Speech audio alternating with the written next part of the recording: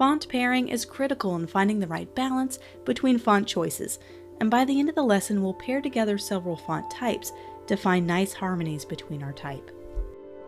Some fonts tend to pair very well together. Sans serif and serif fonts tend to work well as a pairing.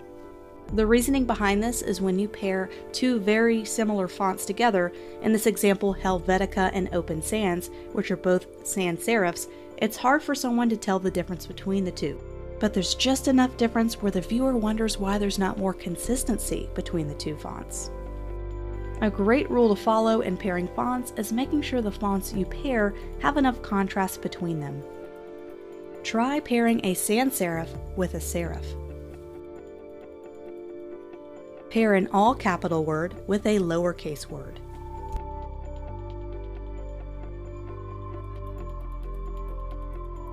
Try pairing a script font with an all bold sans serif font.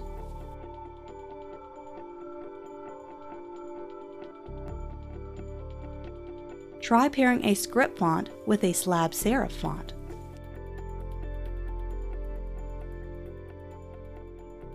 Pairing two script fonts together can be tough, but there are times when a particular headline or design piece can get away with it, but you have to be careful. Font pairing is like a dance, and it can take a little time to find the right pairing. It also depends on the length of the phrase or headline. With headlines, you can be more playful and flexible with your font options. Body copy and longer blocks of copy, you have to be careful not to overwhelm the viewer with too many font pairings. I like to keep font pairings to only 2 to 3 total in a design piece. I try to pick a good headline font, a simple body copy font, and a third complementary font for variety.